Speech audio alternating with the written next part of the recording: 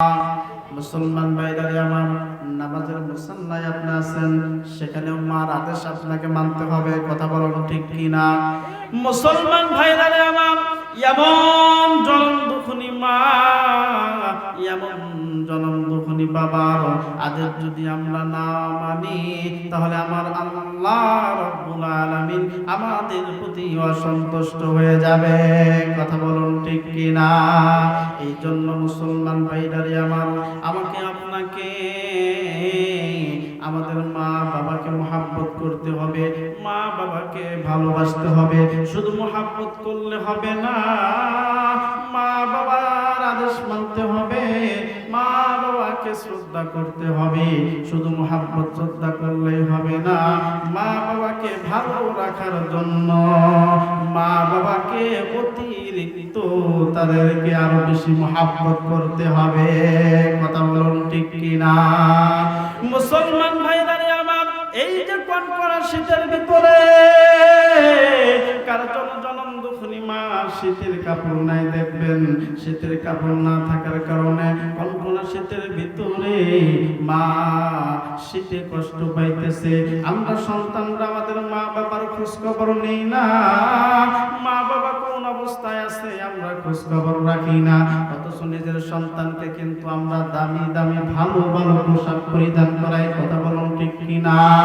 আমার সন্তান যদি আমার কাছে আবদার করে, বাবা আমাদের ছেলে এত সুন্দর একটা শীতের পোশাক কিনেছে, বাবা ওই পোশাকটা আমার ভালো লেগেছে, বাবা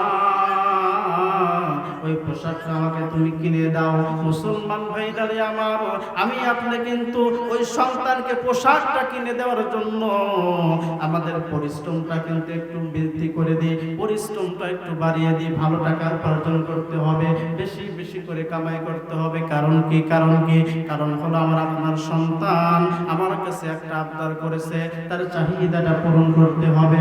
মুসলমান ভাইদারে আমার, আমরা পরিশ্রমকে বাড়িয়ে দিই, পরিশ্রম করে সন্তানের আশা পূরণ করি, সন্তানের চাহিদাটা আমরা পূরণ করি। মুসলমান ভাইরারে আমার, সন্তানকে ভালো জামা কিনে দেন, সন্তানকে ভালো একটা জুতা কিনে দেন। শীতের ভিতরে সন্তানকে কত জামা কাপড় কিনে দিয়েছেন, নিজের বিবিকে কত জামা কাপড় কিনে দিয়েছেন। কিন্তু মুসলমান ঘরের ভিতরে আমার আপনার মা শীতে কষ্ট পাইতেছে, মার জন্য একটাও শীতের পোশাক কিন্তু আমরা কেউ কিনি নাই। কথা বলুন ঠিক কিনা? মুসলমান ভাইরা আমার, আপনার যত ইবাদত, আপনার যত বন্দেগী সব কিছু শেষ হয়ে যাবে, সব কিছু শেষ হয়ে যাবে। মাকে যদি মুহাব্বত না করেন, মাকে যদি ভালো না বাসেন, মুসলমান ভাইরা আমার, আমার আল্লাহ রাব্বুল আলামিন বললেন, হে দুনিয়ার মুসলমান, তোমরা যদি তোমাদের মা বাবাকে সন্তুষ্টি করতে চাও, তোমরা যদি তোমাদের মা বাবাকে সন্তুষ্টি করতে চাও, তাহলে তোমাদের মা বাবাকে ভালোবাসো, তোমাদের মা বাবাকে মুহাব্বত করো, তোমাদের মা বাবাকে মুহাব্বত করো। মুসলমান ভাইরারে আমার, আল্লাহ রাব্বুল আলামিন এই জন্য বললেন, তোমাদের মা বাবাকে বেশি বেশি ইহসান করো।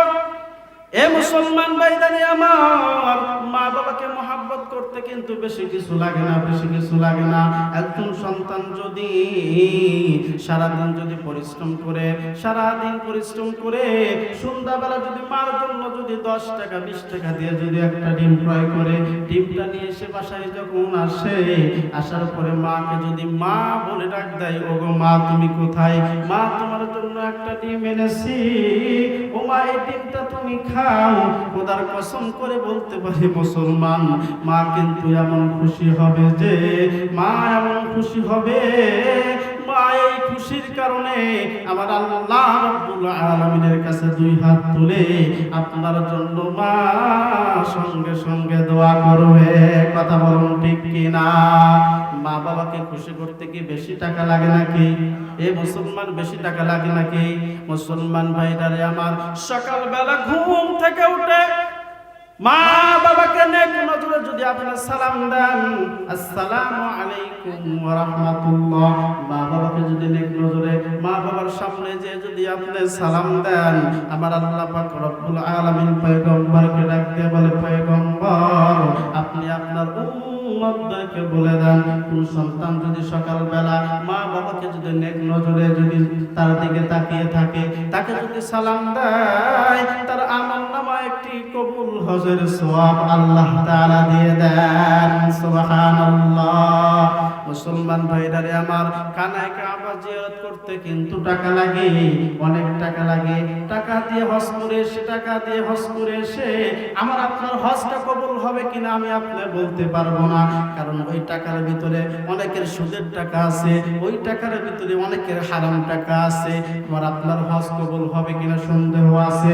কিন্তু মা বাবার দিকে যদি নেক নজরে একবার তাকান, আল্লাহ পাক রব্বুল আলামিন আপনার আমলনামায় কবুল হজের সওয়াব দিয়ে দিবেন। সুবহানাল্লাহ। মুসলমান ভাইরারে আমার, এই মা বাবাকে আমরা কেন কষ্ট দিই? এই মা বাবাকে কেন আমরা মহব্বত করি না? এই মা বাবাকে কেন আমরা ভালোবাসি না? বিশ্বনবী সাল্লাল্লাহু আলাইহি ওয়াসাল্লাম বললেন, আন আবি উমামা রাদিয়াল্লাহু তাআলা আনহু قال رسول الله صلى الله عليه وسلم أن رجلا يا رسول الله ما حق الوالدين على ولده। সন্তানের উপরে পিতামাতার জন্য কর্তব্য কি? সন্তানের জন্য পিতামাতার উপরে কর্তব্য হলো মা বাবাকে মহব্বত করা, তাকে ভালোবাসা, তার খেদমত করা। মুসলমান ভাইরারে আমার, বর্তমান সমাজের দিকে তাকাইলে দেখা যায় মা বাবা সমাজের ভিতরে সবচাইতে বেশি আজকে অবহেলিত। কথা বলুন ঠিক কিনা? সবচাইতে বেশি অবহেলিত হলো আমার আপনার মা। অথচ আমার আপনার মাকে রাখার কথা হলো মাথার উপরে রাখার কথা, মাথার উপরে রাখার কথা। কারণ মা আমাকে দুনিয়ার মুখ দেখাইছে, মায়ের মাধ্যমে আমরা দুনিয়াতে এসেছি। সেই মাকে আমরা কষ্ট দিই, সেই মাকে আমরা ভালোবাসি না। মুসলমান ভাইরা আমার, কেমন কষ্ট আছে। ছোট্ট একটি ঘটনা আপনাদেরকে আমি বলি। এই যে শাহজাদপুর এলাকায় আমি মাহফিলে গিয়েছিলাম, একটা বাড়ির প্রোগ্রামে গেছিলাম। সেই মাহফিলে যাওয়ার পরে আমাকে একটি ঘরের ভিতরে বসতে দিল। ঘরটা খুবই গোছালো এবং সুন্দর ঘর। ওই ঘরের ভিতরে আমি বসলাম।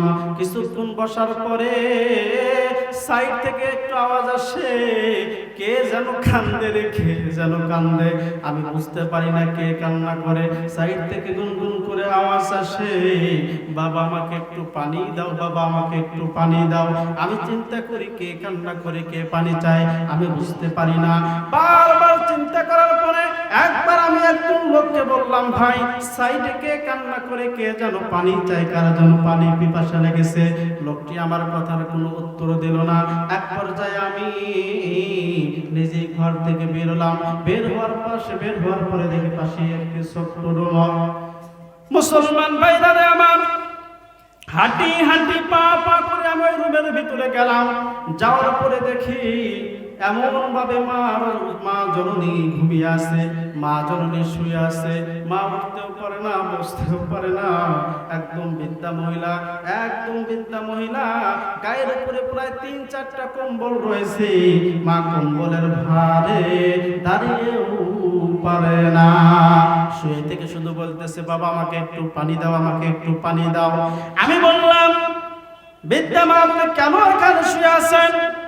পানি পিপাসা লেগেছে, আপনাকে পানি খাইতে পারেন না? বাহিরে গেলেই তো আপনি পানি খাইতে পারেন। বলতেছে, বাবা আমার ওঠার মতো শক্তি নাই, আমি ঘর থেকে বের হতে পারি না, এই জন্যই তো আমি পানি চাইতেছি। বললাম, আপনার বাড়ি থেকে কেউ নাই? বাড়িতে কত মানুষ আছে, তাদেরকে ডাকেন। বলে, বাবা এই বাড়িতে মানুষ অনেক আছে, কিন্তু আমার ডাক শোনার মতো একজন মানুষ নাই। বলে, কেন কেন আপনার ডাক শোনার মতো মানুষ নাই? বলে, আমার সন্তান আমার কথা শোনে না, আমার সন্তানের স্ত্রী